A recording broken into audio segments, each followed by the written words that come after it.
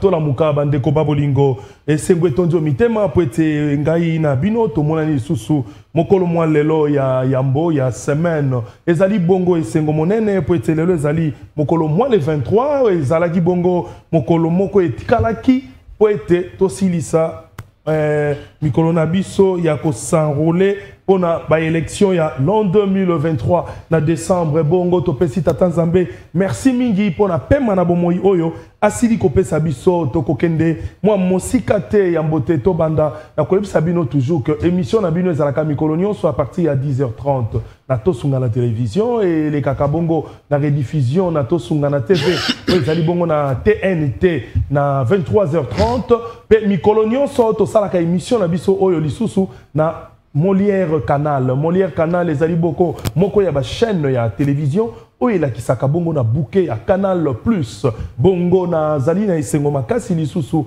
ya koyebisa bino ete Congo maloba ona yebisa kabino mikolo nyonso ete Congo ezali mboka na biso nyonso Congo ezali mboka ya mutu te Congo ezali ya tata ya mutu te Congo ezali ya mama ya moto te nalobaka ete Congo démocratique ezali mboka ya ndeko Tshisekedi Tshilombo ye moko te Congo ezali mboka ya ndeko Martin Fayulu ye moko te Congo ezali mboka ya ndeko Moïse Katumbi ye moko te Congo ezali mboka ya ndeko Jean-Pierre Bemba ye moko te Congo ezali mboka ya ndeko Matata Ponyo ye moko te Congo ezali mboka ya ndeko Kabila Kabange ye moko te Congo ezali mboka ya ndeko nani natangite Muzitu ye moko te Congo ezali mboka ya ndeko naebite ya ndeko Yerusalem te ya ndeko Kapres pete bongo toye mokolo mwa lelo pona kosola na bino ma solo ma politique kasi ya mbote to banda maana nako banana ko tangela bino quelques titres politiques oyo tozali na yango ya liboso na koloba ete l'agence nationale des renseignements nettoie la cour présidentielle et évite au pays les pires. On a des bonnes informations dans le journal Congo Nouveau. Balobi l'ANER nettoie la cour présidentielle et évite au pays les pires. On a des mon salaire renseignement. Ce qui m'a bébé ali na moi batokuna bako kangama pour être tuningi mboka ezalana kimia. Balobi lisusawa la CENI prolonge de 25 jours l'enrôlement des élections. Seni ya bakisi bongo mikolo domina mibale na mitano poete bato bakende lisusu ko s'enrôler yo oyo s'enrôla kite poete lobby na kendaki ko sala enrôlement na kutana kingai moko bokomona image na makambo na kutana nango bato bazalaki turuku mingi penza ya ko sakana te na kozongela yango toye bongo na Ituri plus de 28 000 enfants privés d'école à la suite de l'activisme des miliciens. Balobi, plus de 28 000 enfants privés d'école à la suite de l'activisme de miliciens. Wana, bozali koyo kabino moko bana de 28 000 enfants. Bana bato moi ba kende classe yalité likolo ya buzobo ko salema na ba rebelle na bato ba osalama be donc moi bana na Ituri ba kenda ko tanga yalité donc plus de 28 000 enfants toko kende wapi bande ko ngai ebele ya bana boy moi ba tanga ezalité ebele ya bana boy moi ba yekola ezalité bana ba kozala ba analphabète vi ya bana ezali ko beba likolo ya ba rebelle yo rebelle awo ko sala boye oko luka un jour yo pozo mboka na makasi oko za na banani soki population on est tangité soki banana batangité atako yo zali rebengo banana soko batangité bako suka wapi pe oko travailler na banani na mboko yo luka un jour okamata ezali mabe botika bana ya bana bayebana kotanga parce que bana soko bazali éduqué Congo ekokende liboso tozali obena sabasango ya Ituri bazali koloba ete des mesures de sécurité renforcées à l'aéroport de Bunia. Mais renforcer ma mesure de sécurité dans l'aéroport à Bunia, c'est que Makambo Ezali Malamu. Donc, Ibongo na Ruchuru, Balobi, retour au calme après des accrochages entre M23 et FDLR à Kiwanja. Donc, Betana ki moi Bibotu, Betana ki moi Masasi Kuna, moi Etumbezala ki kasi, M23 na FDLR, Betana ki mais Kimia et Suki. Rencontre Tshisekedi Kagame à Doha. Doha ezali bongo na kati ya Qatar. Rencontre wana ezali bongo annulé. Balinga ki bakuta na tata mokonzi peuple azali koloba kokuta na kasu na tata wana te. Poso ki okutani na ye ekozala mawa makasi pona makambu nyonso ezali koleka. Merci beaucoup bandeko balandi ya tosunga na télévision na sengi na bino. Merci mingi ndenge bosili ko osala makambu nyonso ezali koleka na kati ya kotala makambu nyonso ezali koleka na kati ya émission na biso. Mokolo mwa lelo tokobanda bongo na kosola na bino na ba invité na ngai ndenge nazali koyebisa bino. Na loboko na ngai ya mwasi nazali na oto kobenga ndeko Yerusalema azali moto boyebi deja utakala na matali politique bozali koyeba ye pe azali wana bongo na koluka kosola na bino lisusu po ete bomeka ko comprendre réalité ya masolo ndenge ezali koleka. Ndeko Yerusalema mbote na yo. Mbote mingi ndeko Serge Esengo Rosala na cheno munene otozwenga tosungana et c'était avec classique oya ndenge organisation zawa eza Esengo mingi mais yambo nazo tonde botondi tatomo konzo ekolo tozwenga fachi beton oyo ya Yerusalema pona diplomatie Hercule, diplomatie solide, diplomatie gagnante ndenge azo continue toujours kobeta bibotu et pas terroriste Kagame na ndenge ba envahir mboka ya Congo na par défaut et occupation illégale et ndenge azo l'accès toujours au monde mbesika nyonso azo tambola pour faire valoir RDC na ko l'accès que na Congo ba Congomani bazo bango tongo midi poko et pas terroriste Kagame na ba multinational na ba grande puissance mususo baza simanaye pour faire insécuriser région ya Grand Lac na Afrique centrale et l'insécurité nyoso zolo kuna bat nyoso zo kufa désordre nyoso zo le kanaba mzinga nzinga nyoso ya Afrique centrale s'appelle Paul Kagame et c'est par cet acte là, acte héroïque, acte de force, acte diplomatique, il y a un des diplomatie forte, gagnante et agissante. Merci beaucoup ndeko Yerusalema na zali bongo na loboko na ngai ya mobali na ndeko na biso ya nouvel élan na kombo ya ndeko Kapres Kiwaka ndeko Kapres Kiwaka mbote na yo. Merci papa Serge na sepeli na invitation na yo. Je crois que awa débat na biso ozala un débat républicain réfléchi et ozala te autour ya culte ya personnalité ya ba politicien. Donc en prélude na oloba que ndeko Ngobila ata la ville ya Kinshasa malamu. Après ba mbula tozo remarqué kara que ba mai ezali ko stagner na banzela ata la victoire akende kotala nzela o bazo construire olongwa romponga ba okende eleki campus ekeiti na kisenso ezali ba banzela o vraiment ezali ko préoccuper population na biso mingi par rapport ya vécu quotidien na bango. Donc ici j'aimerais souligner avec force détail ndeko Ngobila il faut ça l'effort parce qu'il y a lobby qui a Longoli ville ya Kinshasa na liste y a ba ville au ezala qui considérée sale mais fort malheureusement sur le terrain nous remarquons autre chose. Donc ici j'invite le gouverneur de la ville de Kinshasa Ngobila o azali na primaire ya question wana ameka kotala yango malam po ezali bongo ba question nécessaire aux ali ko préoccuper population na biso. OK, merci beaucoup lolenge bosili koloba nde bongo sikasika wa tokoyeba bongo na kokota na sujet na biso ya mokolo mwa lelo. Mokolo mwa lelo to kosolola mingi na maimatali enrôlement na biso oyo e nyokoli population mwa mingi.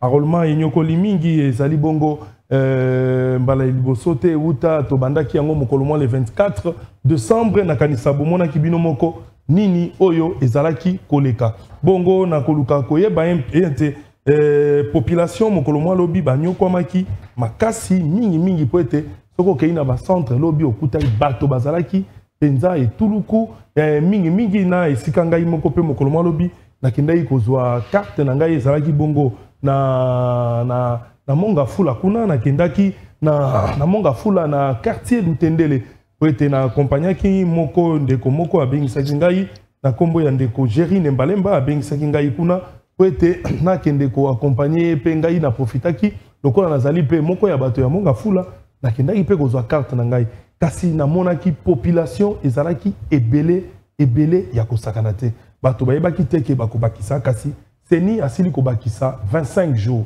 yango toni koyeba komeka koyeba ete est-ce que le 25 jours hein, impact nini 25 jours au babakisi et kozala nango kati na katia oui salami 30 jours tozalaki nango jusqu'à présent tomoni bato penza basangola ki mingi te ezalaki mo apasi mingi po ete bato balelaki kasi ko bakisa na bango 25 jours wana population azana po sayeba et ko déranger les sous 40 calendrier électoral te parce que na 25 jours wana na fonctionnement matériel bazo saela peuple azali kolela toujours lobby et ko simbate et vraiment ezali mo apasi mingi nde na bandi bongo epai na yo comme ça ndeko ya union sacrée koyeba lolenge kani ko landela makambo maena pona ko répondre na oyo koloba malobombo kayo ndeko kapre. Merci ndeko Serge, nous pensons que déjà dès le départ il y a processus, il y a publication à calendrier électoral.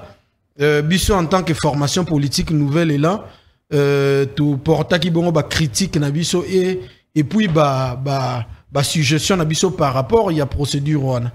Tu ebisa ki bango que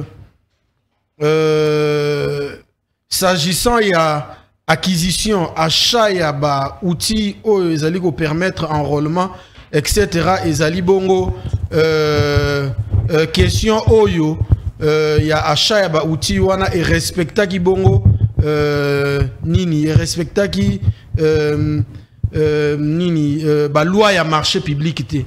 Donc procédure wana dagi en violation flagrante il y a nini il y a loi ya marché public. Donc to souleva ki peut les sous question à koloba que bato oyo bazala ki effectivement engagé engagement na bango wana et respecter procédure et salamaki sur fond il y a clientélisme etc. Et puis to lobaki na ba élément ya langage na biso to lobaki lisusu ba cours et tribunaux bazali bongo partie prenante au processus électoral biso en tant que formation politique nouvelle élan to zalaki bongo ko considérer que bato wana bazali bato mo bazali neutre te. Ezali et puis to lobaki calendrier calendrier wana ya seni ya gi calendrier moko ezali irréaliste to soulevaki ba élément na biso de preuve et to apportaki effectivement ba suggestion na biso mais kota la lelo ndenge seni a commis dos au mur elingi ko lakisa ke bato bazali na système au pouvoir bazali mato imangongi bango bayokaki biso te bazo sala makambo comme bon leur semble. Mais malheureusement, ils sont maintenant face à la réalité où ils allaient bongo réalité moko irréfutable. Bango bakoui ko ki mangote lelo. Il est de bonne loi que monsieur Kadima et consort ba revenir na bon sens. Bon sens c'est lingi ko la ki sapo na biso, il faut consensus. Par rapport, il y a désignation, il y a membre, il y a CENI. Il y a des questions à l'ordre du jour. Il faut consensus. Il faut, au-delà du consensus, il faut aussi mécanisme nini. La dépolitisation systématique, il y a bureau et à CENI. Mais malheureusement, Bandeko, basala qui forcing, babo sanagi que République démocratique du Congo, bato oignon so ba dirigeant on a forcing, basukara toujours dos au mur. Donc aujourd'hui, il n'est pas encore tard, Bandeko, bazana système au pouvoir lelo, tala ba contrainte oyo, banamboka bazo kutana nango sur le terrain, sur le plan technique, ba machine na bango wana oyo ya impression ba carte, ou komona kezali ba machine moko thermique. Ils ont bilo moko dali archaïque.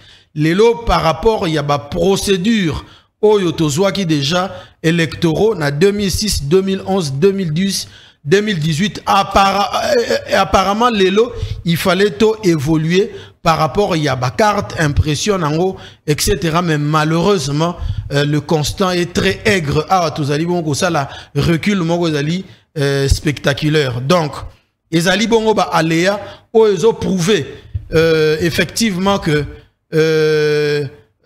prolongement il y a enrôlement ezali comme mabiso petit à petit dans la glissade. Ouais. Oyo to bandeko ki malobi lelo tozo kende ko kutana na yango.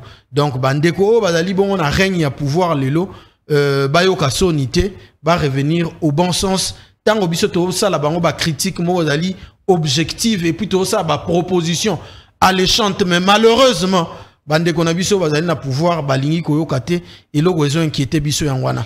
Donc lelo il faut voyez que prolongement il y a enrôlement ezali bongo et gozala bongo na impact makasi na calendrier électoral. Donc tozali bongo kokende petit à petit na glissade donc bakoki koki mangote ezali ba question fâcheuse au biso to ebisaki bango mais malheureusement bango bayoka kité tala lelo bipai tozali kokende.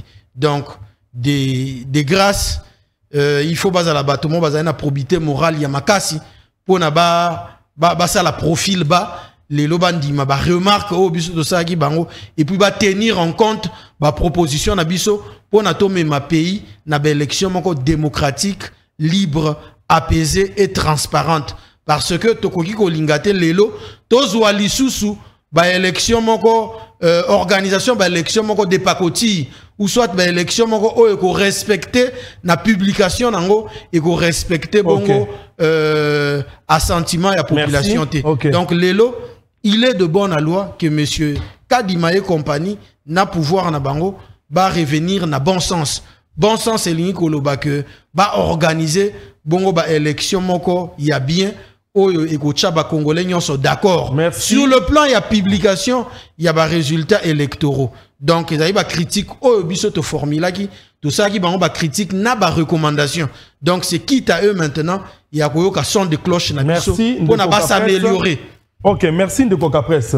Deko Yerusalema nakanisa oyoki on de Coca Presse à lobby. Pour na bino na côté ya union sacrée. Vraiment, est-ce que bozo mona te que 25 jours oyo, est-ce que ça impact ni ne kopé ça na masolo et puis obeka otali un peu na population était kobakisa mikolo na enrôlement et ko bouger calendrier électoral te talan de koba koloba ete c'est comme si et ko lakisa déjà ba signe na bino pe ba posa pona koluka kosa la glissement.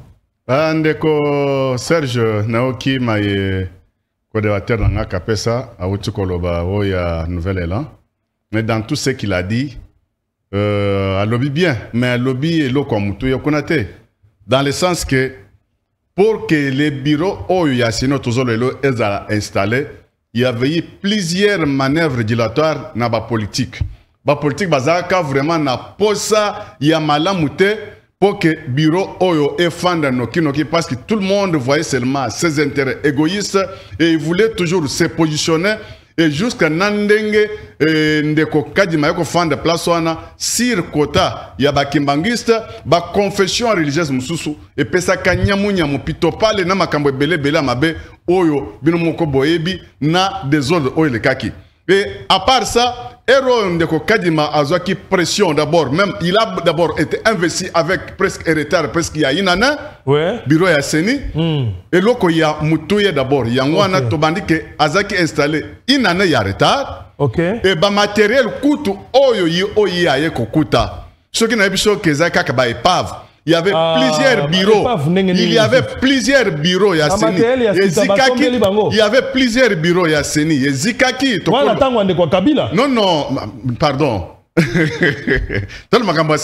Quand Kabila, Azaki, mon conseil Sénité, Nambandaka, il y avait tout un bureau à Séni. Et Zikaki, côté Yandimbeleng, il y avait encore bureau Mobimba Séné, Zikaki, Naba fichier, Nama Kamino sur Zikaki, ce que vous avez une information, nous avons pris une information. Et de deux, Héros Ndeko Kadima Pessi calendrier, pour dire que enrôlement est comme ça là, un mois.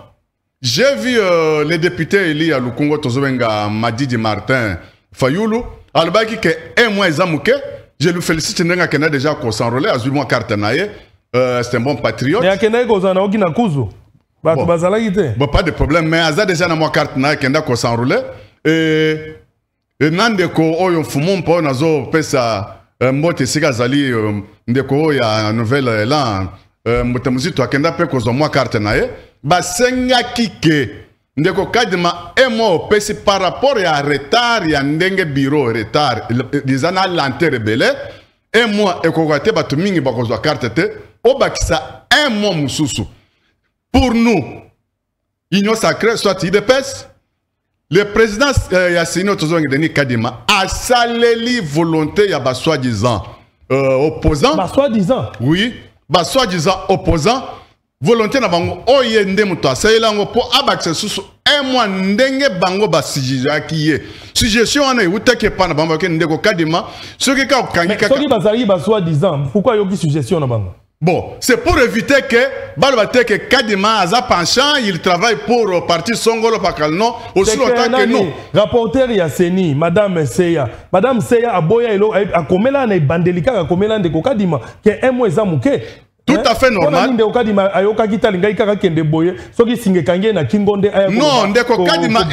me répète encore pour te dire que Madame Seya, membre à Seni, n'a pas de na cuisine interne na bato Seni, mais c'est que remarque on gagne au salaire que oyo ndeko kadima wuto ko sala eza suggestion ya ba soi-disant opposant ndeko madidi na ndeko mfumumpa bango nde ba esa kadima ke emo eko simbate ba ksa emo mususu po ba électeur na bango pe ba s'enrouler comme ba tu as opposition soit IDPS s'enroule massivement et c'est comme ça que kadima yo kel bango je ne vois pas le mal ndenge président Seni o nazo respecter Denis Kadima azana organe oya Seni eza organe indépendante. Il est ouvert à tout le monde. C'est comme ça qu'il a reçu même la fois passée opposant Moussoussou Moutouna Bango, Lissanga Bonganga. Ayambaki a passé que c'est pour dire que Ndekadima il est ouvert. Il prend les suggestions. Il y a Bango, on a besoin de battre.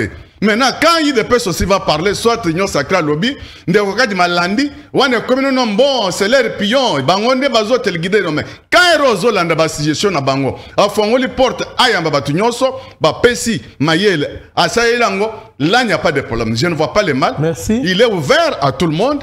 Je lui remercie beaucoup pour le courage. Nandenga mais les suggestions à soi-disant opposants pour appeler ce Bango un mois pour l'enrôlement. Et je suis d'accord, bon.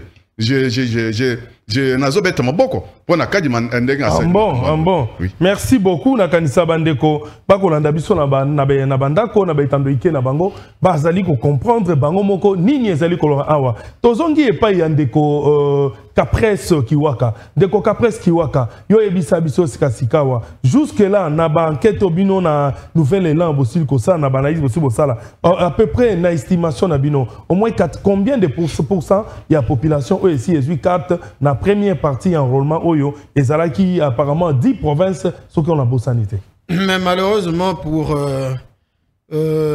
Kinshasa, le taux d'enrôlement est très faible par rapport il y a délai, par rapport il y a temps au Jésuit depuis début nango. Donc sur 10%, il y a sur 100% un bateau il faut pas s'enrôler. Nous avons on estime que les personnes qui sont enrôlées une affaire, il y a 20% jusque-là. Donc, c'est encore un grand travail à faire pour la CNI. Mais, on a ça, moi, rétropédalage moqué. Naginde konanga lobi makambu ya caprice, il y a politique ou ça là qui est installation, il y a membre, il y a CNI et Zoatan. Mais à qui la faute, Ndeko? Vous êtes au pouvoir, surtout de l'UDPS. De sur quoi l'UDPS? Pourquoi Bino Bolingay tozobeta match ba équipe adverse Bino bozwa na arbitre bozwa na juge de touche na terrain football les Bino c'est inadmissible na ba supporters basa Bino. Donc c'est pourquoi mon agui démarche il y a ba politique ezaki il aurait fallu que le bureau de la CENI soit systématiquement dépolitisé. Biso pona biso formation politique nouvelle élan par rapport il y a ba expérience Oyo et les kaki bureau à CENI il fallait dépolitiser. Pourquoi dépolitiser? Parce que kuna ne place ba en jeu à Gamakasi so botini ba politique na bureau à CENI, donc c'est-à-dire moto na moto abandako défendre kanae yango tolingaki bureau à politique et à la bongo na maboko en effet il y a ba société civile politique ba ya kozala justement ba membre ya plénière. Mais chose qui n'a pas été fait, ce qu'on a dit, composition, il y a bureau à CENI, en effet, Zali Bongo, symbiose, il y a FCC, na union sacrée. Wane Zali fait oyo kobo ya te soko obo yango, il faut démontrer qu'on a ba élément moko probant valable.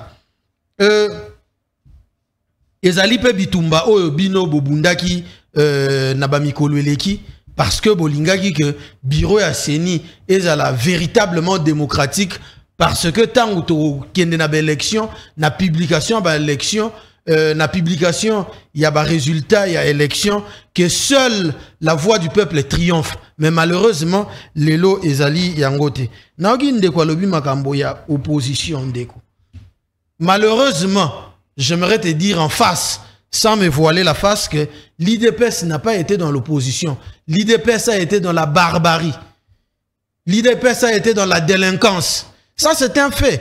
Vous pensez que ce que vous allez d'accord, n'a pouvoir en place par rapport à la politique de gouvernance na bango, seule façon na bino, il y a ça la réclamation, c'est qu'il faut kayase, ba véhicule, il y a tout na niveau à limiter.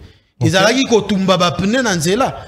Bozalaki na force pendate sur le plan idéologique, sur le plan scientifique, il y a ça la contre-proposition par rapport à fonctionnement ya pays à l'époque. Malheureusement bino bozalaki on a pona ko kayase, pona ko beta ka bato, pona ko intimida ka bato, yango wana bino boanda ko kanisa opposition. Mais malheureusement ici je vais te dire en face, la vraie opposition c'est la contradiction systématique des idées en place qui dirigent un pays ou soit une nation. Bino botikala osala ngote malheureusement otikali toujours na perception na wana anachronique. Mais malheureusement ils a faute langate. Et biso pona biso nouvelle est là, toujours continuer à insister par rapport à la question électorale. Il est de bonne loi que les lots ndeko Félix Tshisekedi tant on a l'obéli système parce que même Seni actuellement ils ont un système naï. Donc il faut bosser là effort et ali au monde te o bino bozo pesa na population congolaise c'est de droit. Les élections est une question de droit. Bo organiser les biso ba élection démocratique et non parodie électorale.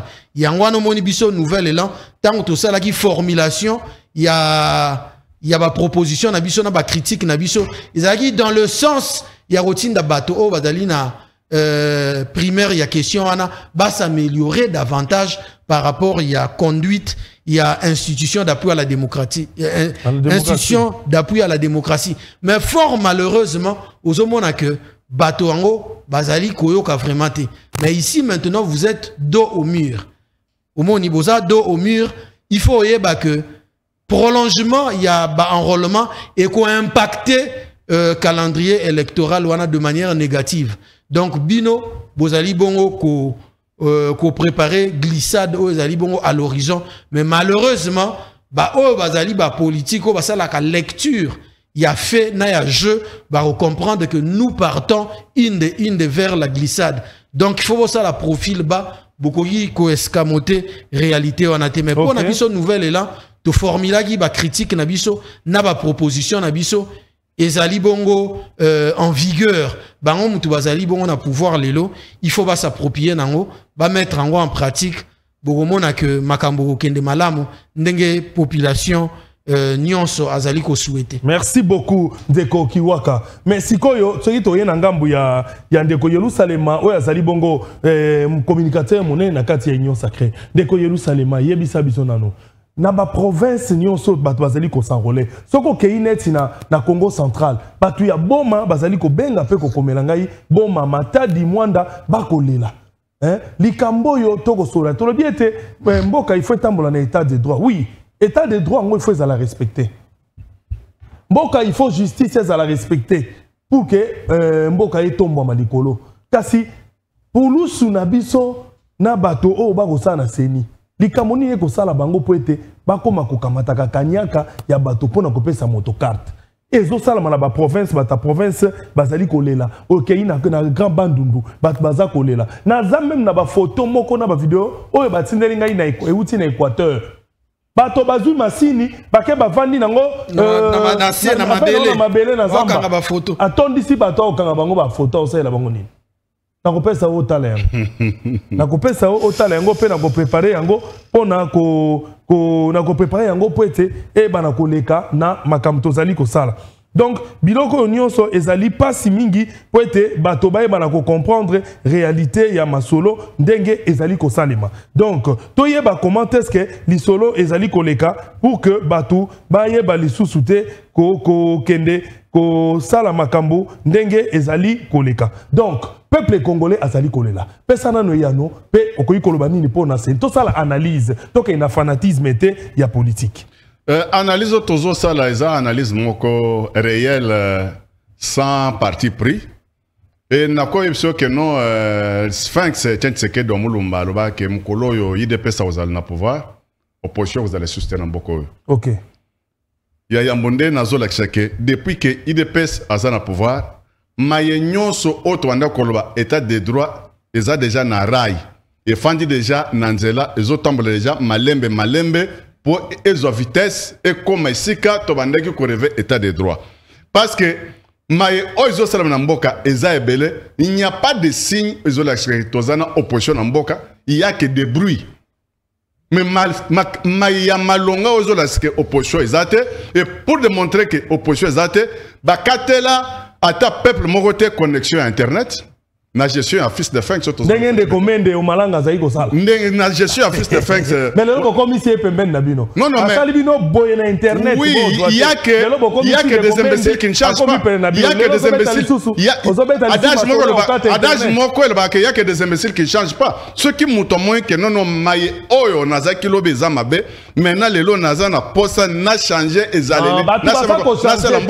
C'est ça le changement de mentalité. Soko bakumisi bino bo récupérer bango. Non. Soko motaouta ki côté ndeko Kabila, soko aboyi ko kumisa bino wana bokangi. On avait toujours besoin d'un changement comportemental. C'est nde moko ya maye fils de Sphinx surtout changement comportemental.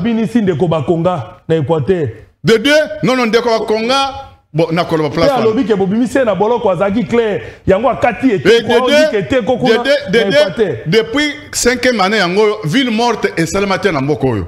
Mais bazo salaka makela pamba ba policier ba cha ata batuma ya moto te ou bien ba gaz lacrymogène te yango dezo mon peuple azole là-bas au lia bango 500 et ba 5000 ba 3000 pona bazwa carte. Je vais arriver là-bas. Seni définition à seni eza organe indépendante. Ce n'est pas IDPS. En 2011 jusqu'à 2011. Mais j'arrive, Ndeko. Oui, laissez-moi arriver. IDPS azaka na mutumoko oyo azaka rapporteur na kombo a Kalamba. Ok. Na Seni oyo jusqu'à 2018 oyo. Ok. Mais Ndeko Kalamba, quand il était déjà na Katia Seni, abandaki suskoyo kamitindo o IDPS abanda ko sengete. IDPS mbo, quand à IDPS to Yebi sous Kalamwana te tolongolier mais ba imposer bisoye il travaillait pour le compte de la CENI. Mais qu'est-ce qu'on voit de bon chez Kadima? Kadima a ouvert, Kadima écoute tout le monde. Kadima zoyamba ba société civile, Kadima zoyamba ba politique, Kadima zoyamba tendance nyonso ba tioso zo pesa ba suggestion na bango, Kadima zo sayelango. Comme je venais de dire le Kambo oyo ya soi-disant encore opposant Lisanga Bonganga. Lisanga Bonganga mais azan fa chéri a fumumpa. Lisanga Bonga, Azan enfant chéri, député Eli à Lukonga ou Tozowenga Madji Martin. Mais pourquoi bazo pleurnicher? Quand il y a des problèmes, faites-vous les suggestions. Le service ya Seni eza place on a pour tout le monde. Oyo azana makancha ko pesa pesi, oyo azana maloba koloba lobby, Seni ce n'est pas l'IDPS. Seni eza organe indépendant na Seni kuna mutaï de pesa zate. Pour te porter encore correction. Quand ils ont déjà na kata Seni, quand ils sont déjà na kata Seni, balati déjà nzoto mususu il y a organe indépendant. Seni a commis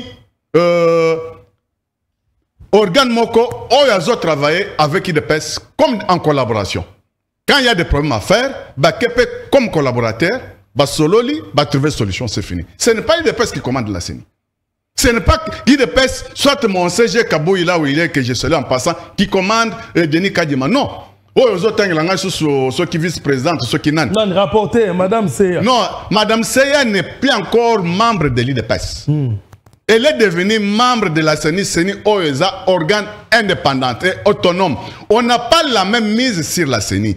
L'Union sacrée, Azana, Maboko na CENI, Et CENI et ça organe, les autres travaillent en collaboration avec IDPS. Ceux qui sont membres de CENI, n'ambanda kozolo ba sot na Équateur, bazozwa ba 1000 francs, ba 2000 pour passer le même na Congo central, OK, oui. na Matadi Boma et puis OK na Grand Bandundu donc c'est quelque chose que nous même na Kinshasa ba et loko oyo bisonyo stoko ko tel melango parce que on demandait changement, il y a comportemental, changement de mentalité. Mais Batumusu Swazana, une mentalité, il y a Kala, il y a 18 ans, il y a Kanyaka, il y a trafic d'influence, tout ça. Batunan va s'adapter facilement, et l'obélissote, il y a 5 et la fuste de fin, le champion de changement de mentalité. Batundengwana, il faut que tu aies un boko, banzouzi, soit en poulousi, bakanga bango, parce que bazo baby sa image, ya seni.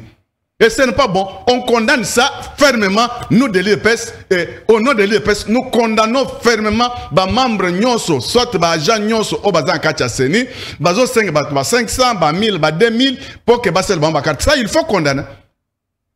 Et bazo même c'est pas image, il y a présent seni kadima. Une image à présent. Non.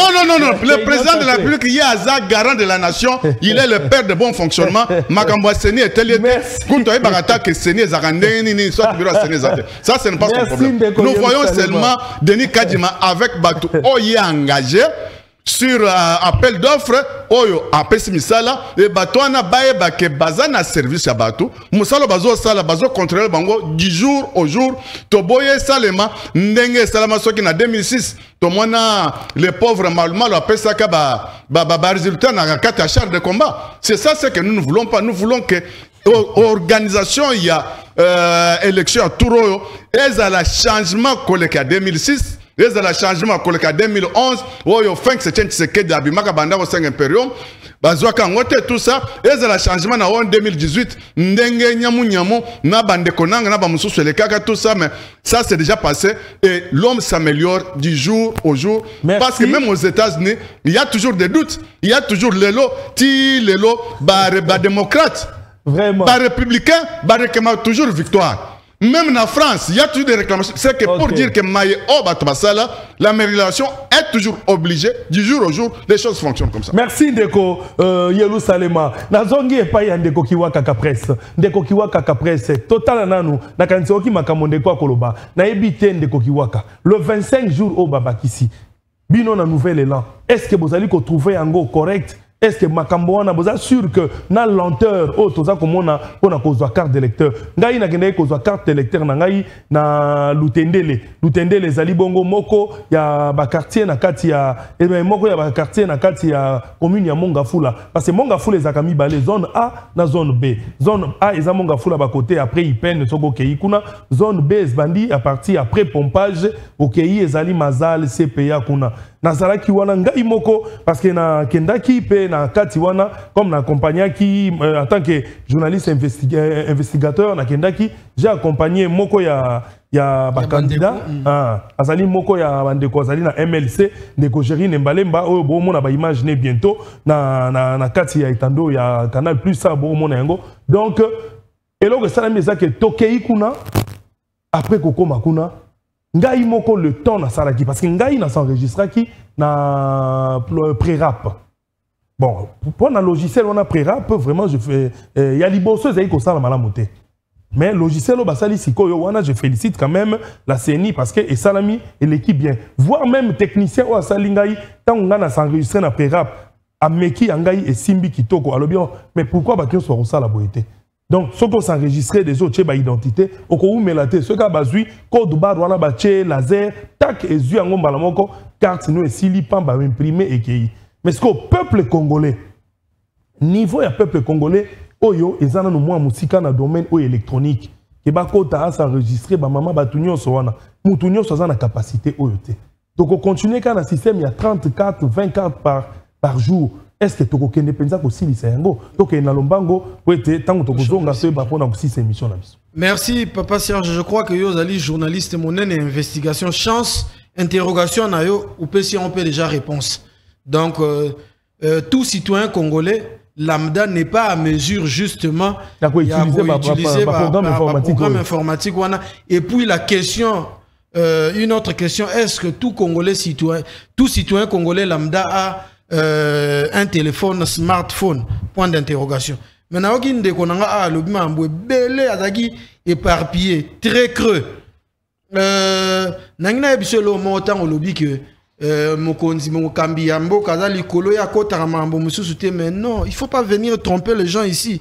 Toyota comment on a vidéo sur kilaki Kulutu nanga Félix Tshisekedi na ba membre ya parti ba komi go benga roi soleil azo ebisa membre moko ya parti politique na bango que yo ozozwa bambongo ya batu libumwe komi monene yango wana ozo ça ba désordre na parti.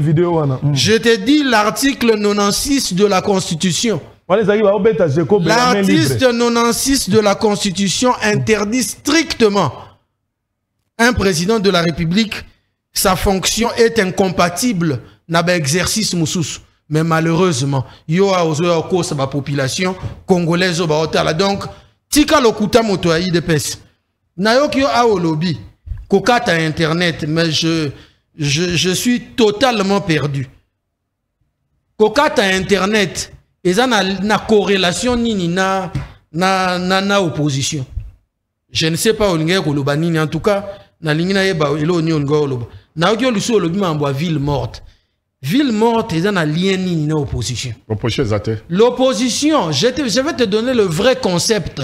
Peut-être yo est baraté. Opposition, ils allaient être à mesure. Sur le plan d'idées, il y a qu'à contredire idées où ils ont géré République. Okay. C'est ça l'opposition. Le vrai sens de ces concepts-là. L'opposition, cela ne veut pas dire la barbarie. N'est-ce pas si vous allez d'accord na pouvoir en place par rapport à ba idée na bango binobo kende ko kayase ba mituka ba particulier ba o baza kutu na relation na pouvoir te bo bloquer nzela bo tumba ba pne bozo kayase bo komi ko s'attaquer na bato. Ce n'est pas ça l'opposition, messieurs. Il faut changer la perception. C'est très enfantin mambo yozolo. Ndeko. Par rapport maintenant il y a question na il y a enrôlement. Situation ezali bongo catastrophique. Okay. Donc, l'effet déjà, il y a qu'au prolonger enrôlement. Il y a un lakisa, effectivement, la façon dont Makambo Ezalaki m'a bé dès le départ. Il y a un monibiso nouvelle et là, à ce jour, Tozali surpris. Tu que au fur et à mesure, Tozali ko sa bango ba reproche na ba critique moko dali objectif na ba proposition soki bazoyo kate ba kozala confronter lelo na ba problème ebele yangwa nozali tozali ko mona lelo. Donc aujourd'hui biso formulation na biso na bato bazali na système ya pouvoir ezali il faut consensus. Par rapport aussi il y a crispation, il y a situation politique na par rapport il y a recrudescence, il y a insécurité dans l'est du pays. Donc ezali ba question moko fâcheuse.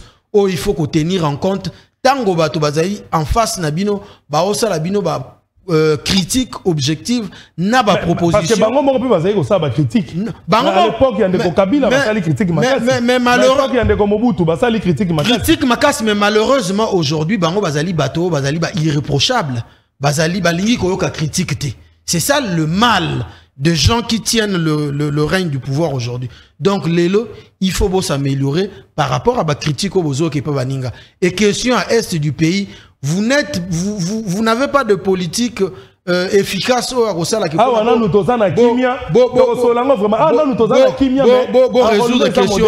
Donc, vous avez de problèmes, vous allez avoir politique inadéquate, inappropriée par rapport à la question à sécurité à l'est du pays. Okay. Donc, aujourd'hui, c'est inadmissible que token de naba élection sans ba parti ezali sous occupation par rapport il y a diplomatie nabino o ezali bongo défaillante agissante non ezali défaillante token de naba élection aujourd'hui il est hors de question parce que président o arozala élu a risqué azala illégitime parce que bon nombre il y a ba citoyens ba voter été et ceux qui ba lobby que non na 2018 tokendaki samba parti wana na 2023 tokoki kokende nangote il faut pacifier et unifier les pays. Merci. Et je lance un appel à mon aîné Félix Tshisekedi, il faut aller que lelo Kagame azali fourmi, naba fourmi, ba o bazali bon ko infester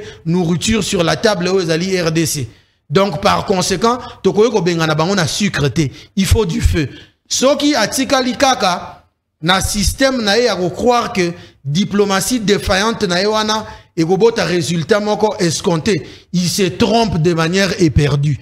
Donc Lélo, il faut de réformes structurelles pour nous permettre d'avoir une armée républicaine dissuasive capable de faire face par rapport à la question d'insécurité à Est. Merci Ndeko Kiwaka.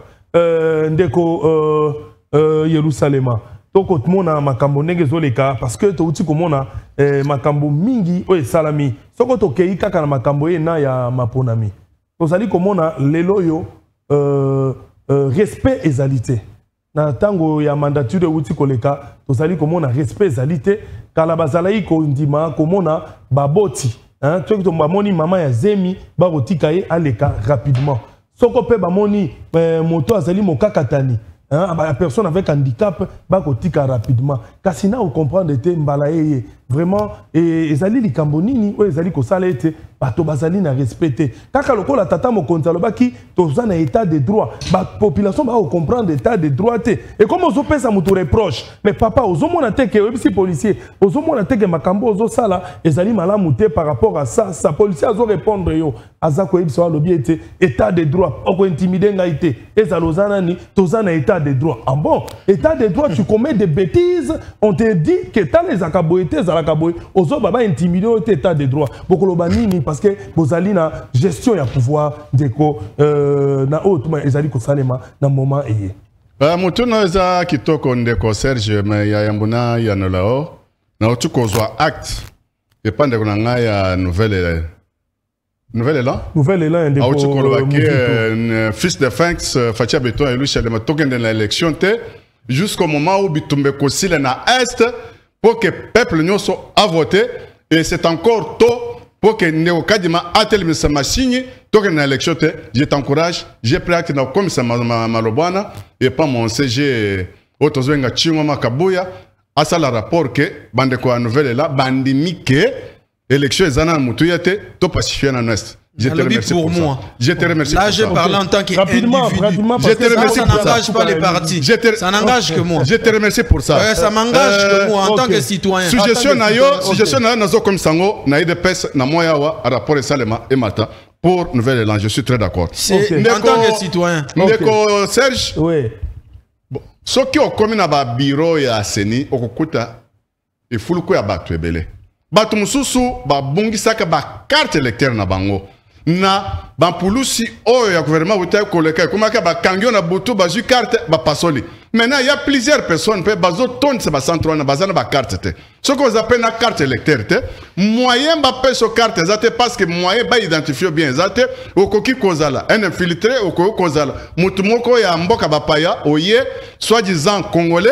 Et ceux qui vont bannis continue non, bazoe bisaka mutu so ozala carte te 53 personnes. Même un Indien. Non, mais biloko wana ivoirité wana makambo ivoirité wana nde za mabe makasi. Makambo ivoirité wana nde be za mabe makasi soko ozala carte te. Boluka 4 personnes. Non, jusque là c'est comme ça que aux hommes bato baza ebele bato aseni quelque part bazana moi discipline. Priorité bato o bazana ba carte. Et bato mingi bazana ba carte te batenu ka libando wana 15 20 30 bazo comme Sisko libando wana ebele sans avoir des cartes comme preuve que Bansarolaka na 2011 soit na 2018. Il faut au moins que Seni Azala quand même na rigueur sur cette question là. OK. Likambo zolo bawo ya bama ya zemi soit ya bato maladie mais ça c'est un travail. Il y a des observateurs. Nakenda centre moko mukolo nakenda kutika candidat moko ya IDPS. J'ai trouvé une dame là, na moi bad moko munene avec gilet. Non seulement toi tu es qui non, je suis une observatrice. Mais maman yoza observatrice. Oza au-dessus ya batu oyo ya Seni parce que tu es là pour contrôler mayenyo zoleka na bureau ya Seni. Impose-toi maman oyo aza déjà na comme déjà na terme. Impose-toi, bakoka ko salisa maman à se faire azwa carte na a kenda zonga parce que les dangers peuvent nous arriver ici et tout peut être à tout moment qu'on déclencher. Et j'ai vu cette dame là azu maman wana a kena e pas ba police o bazaki le bonsoir bureau ya enrôlement a présenté maman Bah, quoi, c'est maman on a eu carte na. C'est la même chose aussi dans le bureau Moussousou. Mais là, tozo chango et pas ba observateur, soit observatrice, ba bazo kende na ba bureau ya seni kotala ndenge misala zoleka kuna. Ndé musala oyo bango bako kosala ngwana. Ce n'est pas nous, les politiques, ceux qui n'ont comme place, bon, moi je suis cadre de l'IDPS, nayawa. Mais ceux qui ont zala quitté, au moins que maman n'a pas eu souffrir. Donc il faut pas tchabino bazo IDPS pour zalawana, to bo mambo na ko pousser. Non, c'est un premier réflexe, parce que moi-même j'ai refusé d'aller intervenir pour que maman n'a pas carte, parce que ceux qui ont comme parce que aux cadres de l'IDPS, aux communicateurs, non. On évite, il y a que se mêler na organe OESA indépendante, moi en tant que politique. Mais j'étais servi par une dame qui était observatrice, na l'axieka, il y a maman nazaki à terme, na père Moussou Swazaki un peu, na outaki kozwa AVC, à Kena Bango, ba servir Bango. Moussala na nde, eza moussala ba observateur, na observatrice ya seni, nde wa ba tokoki kolobelake, ba aider population na maye ya ba fait benan ba famille mike pour éviter toujours que la CENI soit toujours surchargée, accusée et parler n'importe quoi sur la CENI. Merci beaucoup pour que les sujets soient de la façon. Donc merci vraiment. Donc soko to tali malam. Omoni ezana bato mususu omoni soki to lobaka mingi tangu ndeko Kabila zalaki to kozala soko likambo et komeli ba population to beta kaka ndeko Kabila. Soko likambo esalami na tango élection o bato basali we batricher Kabila. Soko to sa yango pe komona lelo ba kozongisa mandoki mana epai na bino epai ya ndeko Tshisekedi Tshilombo. Vous comprenez? Ba kozongisa mandoki epai na epo ete soko likambo esalami soko balobi ke ezali ndeko Tshisekedi te wana te seni. Mais na tango ya Kabila to salai ko yambaka na ba même ba plateau oyo bino moko bato ya UDPS soki likambo no c'est non Kabila osoma attaque mokile ezali tour à tour. Il faut toujours se préparer en conséquence pour que ata mandature ekoya soko ndeko Tshisekedi azongi lisusu te moto ya koya akozonga ndeko aza déjà peuple congolais azana mututé. C'est une façon de parler. C'est une façon de parler.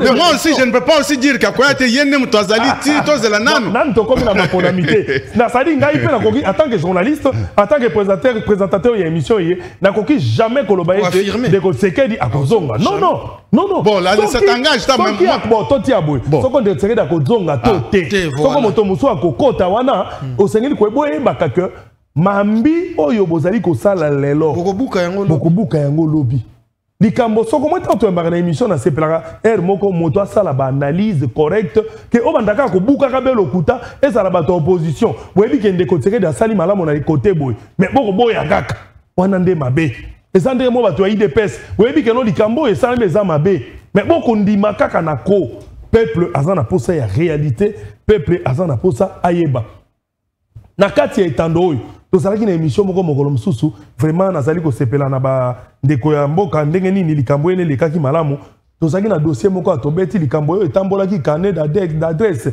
ndeko Biselele baba émission lelo yo ndeko ena azali na kati ya boloko ya prison azali na prison bakangaki le weekend azali na Makala nalingi tosola mwa moke na makambo ene eleki ndenge bakangi bino na nouvelle élan. Parce que balobi c'est outrage au chef de l'État par rapport à l'émission où boye bibino nyo c'est salamaki na libanda ya mboka na ebité likanisi na bino nouvelle élan na arrestation on a trouvé yango ndengeni les ali règlement de compte to ezali vraiment mabe na oyo ndeko alobaki. Bon en tout cas hier azalaki conseiller privé nous pensons que être conseiller privé. Toi, la likambo en tant qu'analyste, vraiment. Toi, analyse. Analyse. Donc, pour moi, dans le cadre, il y a analyse. Je pense qu'il y a là qui conseiller privé. Donc, quand on est un conseiller privé, tant qu'on a conseiller privé, c'est-à-dire aux anaba mission oyo ezali dévolu na yo. Oyo il faut ça là, ba mission ana ezokende de manière collégiale n'a pensé à moto oyo aux ali bongo ko servir à ali conseiller privé. Mais alors qu'est-ce qui s'est passé? Tout le monde à un moment donné conseiller privé depuis belle lurette azaki dans le noir, na obscurité, mais tout le monde a sali sortie médiatique nae sortie moko compliqué a sali ba révélation moko zalaki bongo catastrophique a tché vraiment chef nae à nu. Tango ya zali koloba que président de la République alobaki a proposé qui na homologue nae que biso tozali bongo na ba minéré, tu bien que zali ba matière o zali bongo ko intéressé bato ebele yo luka bongo ba investisseur par rapport à carnet d'adresse. Mais c'est très grave. Wanana nous en tant que conseiller privé du chef de l'État. C'est très grave. C'est catastrophique. En tant que conseiller privé, à Kokaki jamais que ça la sortie médiatique pour na ça la révélation oyo. Ils arrivent à révélation moko il fallait ça en coulisses. Mais maintenant, sur le plan psychologique, maintenant, il faut faire les analyses.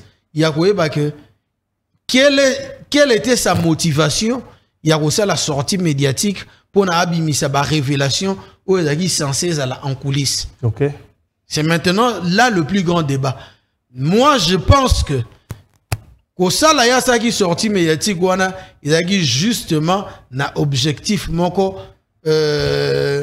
Comment dirais-je? Ils ont justement un objectif déjà envisagé. Donc à ça là qui en gros par hasard moni à ça là qui en gros na but moko précise pour ayeba que et loko na sali en gros pour na ba résultat moko escompté et le résultat on sait bien que bakangi lelo bakangi mais maintenant kokanga eza bien d'un côté de l'autre côté zali kokanga wana et ko aboutir nani donc ezali ba question o biso tozali ko se poser rapidement il faut yeba que eloko o ya salaki wana asalaki yango na but moko bo asalaki yango pamba te parce que yeba ki que ekozala bongo n'a pas retombé moko compliqué ou ko peser sur yé, c'est une forme, bref, il y a déstabilisation. Donc un conseiller privé qui est en train de déstabiliser son chef à l'interne. Donc but o ya salela ki yango yango wana mais awa na rosenga kulutu na ngai Félix Tshisekedi tango ya zo ba conseiller il faut azala na ba psychiatre azala na ba psychologue ba aider tango ya zo ba conseiller moko ya malamu ba conseiller moko bazali malamu pona ba permettre ye asala mosala na ye malamu et connaître ba kwakte et mosala na ye wana ezala apprécier na ba congolais. Merci ndeko Capresse to yesu pa ndeko Yerusalema oyo kindeko jiwaka alobi pena sembo oyo ko ute kati na ye analyse ya citoyen congolais sikatoye pa ina yo ndeko Yerusalema awa ndeko biselele akoti na boloko azina makala kuna ye bokotika ye mbangu te liberté provisoire pour peuple azali koloba ete ezi ekomi bobo mesano soko moto badwi na sima embe ba moke soka soli moke liberté provisoire yo moni ndenge nini na mayiwana. Bon, je peux parler sur sortie. Mais on s'appelle Nandenge de Gualobi. Non, bon, on s'appelle en analyse. Analyse mais réalité que na sortie médiatique il y a un décommissaire sur le carnet d'adresse, il n'a rien dit dans tout ce qu'il a parlé. Il a beaucoup parlé pour rien dire. Na Davos Kuna, j'ai suivi. Il a rien dit, mais pourquoi est-ce qu'il se retrouve en prison? Je vais arriver. Na Suskuna, j'ai suivi le fils de Fanks. Il y avait homologue, non, soit une dame qui est aussi dans les services, il y a presque une dame rwandaise. Oui. Ouais, Tuna, c'est la situation en sécurité, il y a Est, et en particulier, le chef a dit que dans ce rendre na ba pays nyos limitrophe ya RDC, pour na koluka ifande li malamu na bango, et lokoni intoko ki kosala pour na intérêt ya batu nyos bango bazu intérêt, biso peto intérêt. Exemple facile. Nous avons, exemple facile, nous avons l'association Nazambi sur fabrication de batteries électriques. Oui. Avec Cobalt. On s'est associé avec la Zambie dans le cadre de contrat, cette opération gagnant-gagnant. Et où est le mal dans ce qu'on a fait avec la Zambie? Sur la situation, il y a Cobalt avec des batteries électriques. C'était la même chose aussi. Rwanda est un pays moko utilisé par les multinationales et des grandes puissances pour piller les richesses du Congo. Et ndenge bachaki déjà ba usine na ba ici na bankona il y a exploitation, il y a traitement, il y a or. Au lieu or rebande kobimana ndemoka ya ofele, mieux vaut un que dès que tu auras. C'est comme ça que Fils de Phinx avait bien raisonné d'approcher les terroristes Paul Kagame pour dire que non, non, tu es mon frère africain et voisin, jusqu'à l'arrivée de Jésus-Christ, biso de Congolais avec des Rwandais.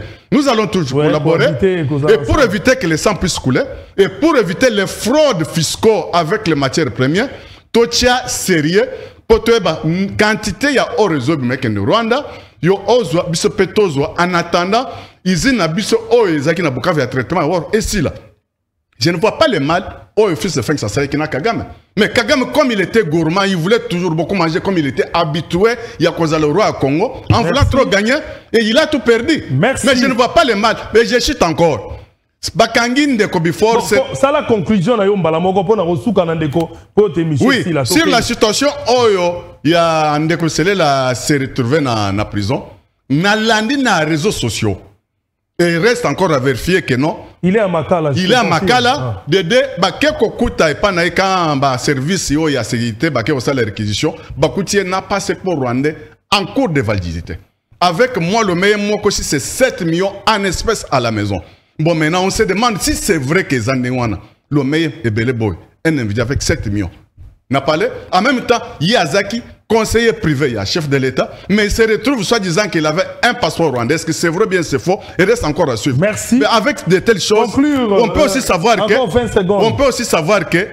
État de droit, Oyo, et Zanamboko Oyo. 20 secondes. Non, mais Salamate, Batikel Mouton, son liberté, il y a quoi s'exprimer, mais il y a que débit, il y a liberté na ya ba mususu bandi wana débit y a droit na yo ouais bah pas débit il y a droit à l'état et il ne faut plus que toujours qu'on s'avanait se dire n'importe quoi parce que tu as des droits tu as droit libre de dire n'importe quoi faire n'importe quoi non chaque chose a des limites il faut faire quelque chose avec des limites. Merci. Et quand tu débordes des limites.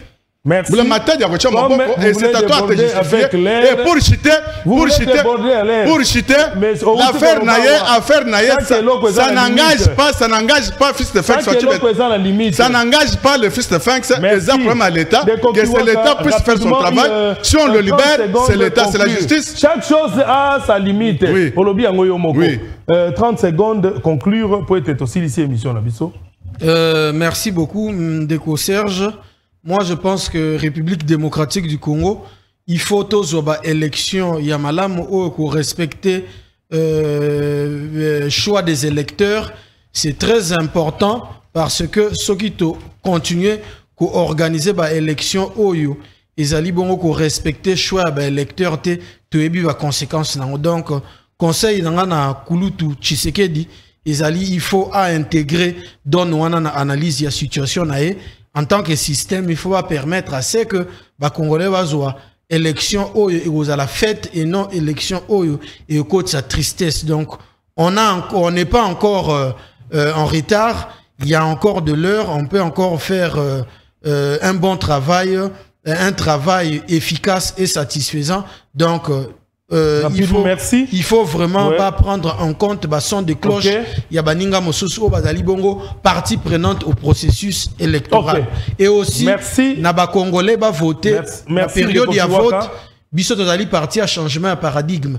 La période électorale, Bakende Bongo Kota, la programme de gouvernance, offre politique, vision sociétale, bata la bilongia batute, bata la populisme, bata la beaucoup ça c'est une dépense. Non, merci. Bonga Cécilie. S'il y a l'organisation, ça c'est une dépense. Balandia to lamuka. Merci mingi nandenge bozalaki kolanda biso bandangonga to bandaki. Nasengi merci mingi po ete botondaki ebele kotala biso na kanisa bomoni bino moko biloko nyonso to sili kolakisa bino na talisi bino ba réalité o esalami na kati ya centre électoral bomoni bouti komona bongo ndeko géri ndenga uti koleka botali makambo nyonso et puis ndenge ngai moko pena sena rolaki botali ba réalité parce que lelo to lingi lisusu te tozo nga na bêtise parce que 25 jours oyo babakisi ezala 25 jours oyo seni ameka vraiment ko benda mwa matoi na baye bazali ko sala na kati po ete batika makambo ko senga bato mwa bakanyaka batika ko senga bato mwa lumeya mwa mbongo po te basala bango carte rapidement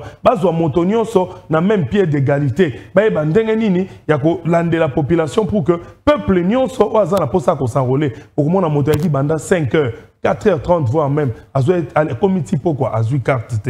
Merci beaucoup, na remercier Bandeko Nyonso Bakolta Ngai, merci na magistrat Olivier Kapila wana molandi monene ya émission to la mukana Katanga na Lubumbashi, merci na Lutula Trading Company molandi monene lisusu Trading Company kuna na Durba pe wacha, merci beaucoup na ndengo sala ba forage bloko minene kuna pe construction, merci na coiffeuse monene pe salon monene po ezali ko sala ngai makambo kitoko na beauté ya sala ba kabelo ba mama Nancy Lanyo na Katia Luanda Roleme na Sakameso, merci mingi na Paris na bandeko ya Lisanga, merci na équipe technique nyonso oyo na fonctionner na ngombo kolomwa lelo, merci na ndeko Buba Zaliwana, merci na ndeko Nduzi, merci na la dame Plamedi ndenga za fonctionner na biso elongo, merci na bayi bazali kuna na régie na ndeko Pam Sibiega Mosala Malamu, merci beaucoup na ndeko Wilson Esengwe Tondio Mitema na sengi, merci na ndeko Yerusalema invité na ngai ya mokolo lelo oyo azali bongo ya IDPS, merci na ndeko Yerusalema, merci na ndeko Capres Kiwaka tika ete nzambe abatela bakongomani nyonso tozonga na bandako na boboto tokutani mokolo malobi na même heure totala biso na émission lelo ko bosana te émission à 22h30 ya 22h40 na Molière Canal bolanda yango bino nyonso po ete nzambe abatela bino.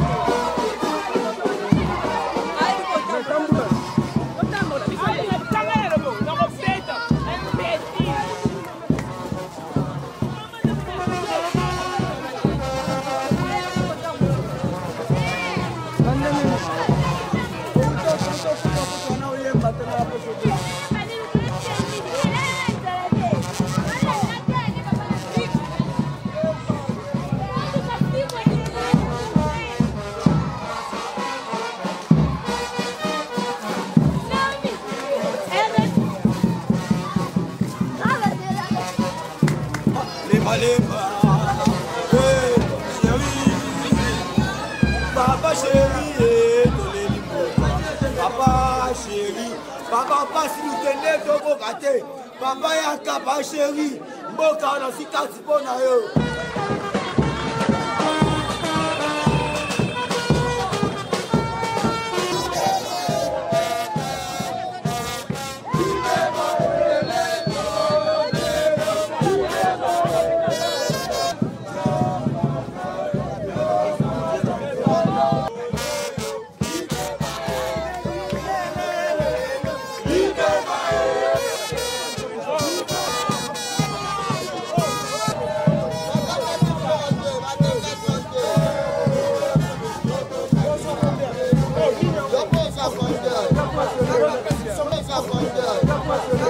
Somos